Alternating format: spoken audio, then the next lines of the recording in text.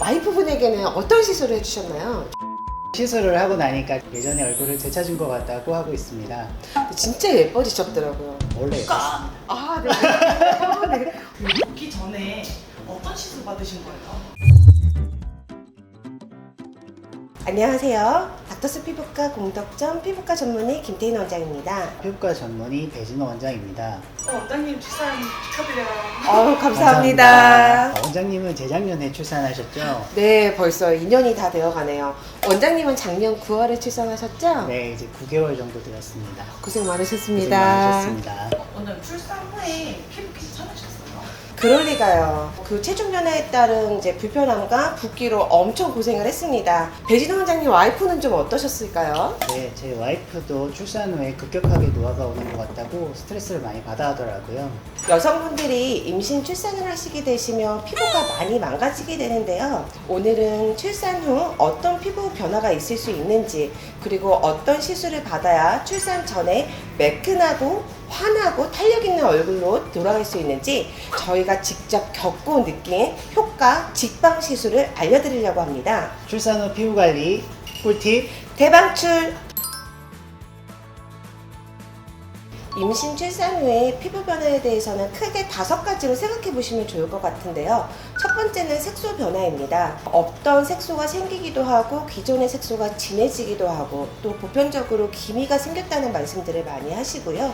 두 번째는 생전 안 나던 여드름이나 트러블이 올라와서 고생을 하시거나 피부 자체가 건조해지고 후석해지는 경우가 있습니다. 세 번째는 이제 얼굴이나 목, 가슴, 복부까지 편편사막이나 쥐적같이 스킨택들이 갑자기 늘어나는 현상이 있을 수 있고요.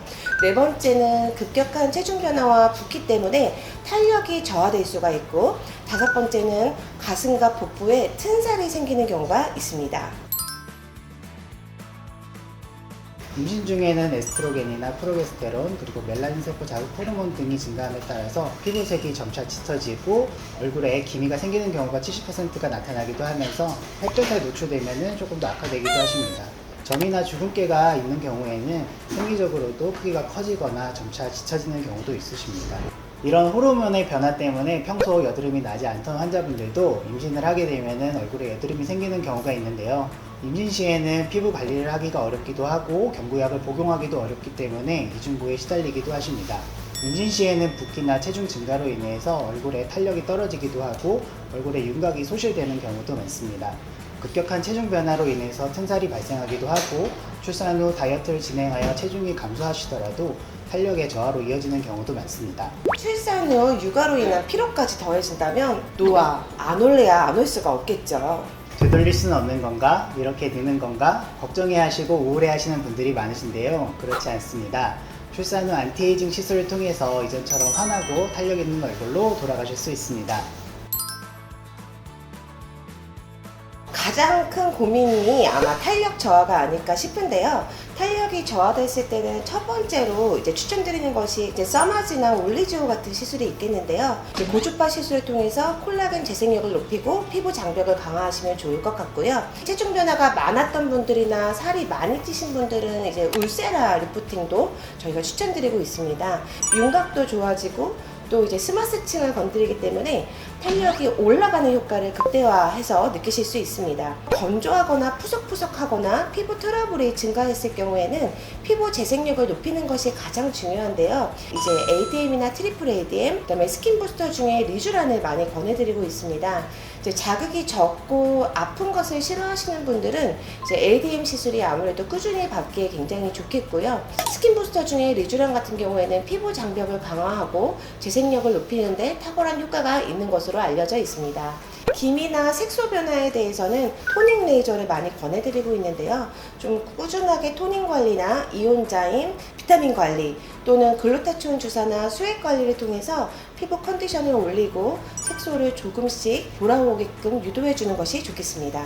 가슴이나 배, 허벅지 부위에는 튼살이 발생할 수 있습니다. 튼살의 종류에는 두 가지가 있습니다. 백색 선조하고 자주색 선조로 나눠볼 수 있는데 백색 선조의 경우에는 치료가 어렵기 때문에 초기에 치료를 받아보시는 것이 좋겠고 자주색 선조의 경우에는 이제 그래도 V빔을 이용해서 치료하시면 큰 호전을 보이실 수가 있겠습니다. 본원에는 특히 V빔 퍼펙트가 최근 입고되어서 많은 환자분들이 도움을 받고 계십니다.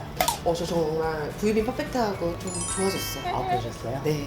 수술 후 비대 흉터나 켈로이드 흉터와 같이 붉게 튀어나오는 증상 외에도 가려움증이나 통증이 동반되는 경우에는 V빔과 더불어 스테로이드 병변 내 주사를 통해서 호전을 기대해 보실 수 있겠습니다. 얼굴이나 목, 겨드랑이 부위에 호발하는 쥐젖이나 편평사막의 경우에는 CO2 레이저나 어빔 레이저를 통해서 의료의 시술만으로도 많은 호전을 보실 수가 있습니다. 임신이나 출산 전에 피부 관리를 꾸준히 안 받으시던 분들은 오히려 출산 후 이런 시술을 통해서 더 좋아지실 수도 있겠는데요, 피부가? 맞습니다. 네. 출산 후 100일이 지난 후부터 피부 시술을 받는 것을 추천드립니다.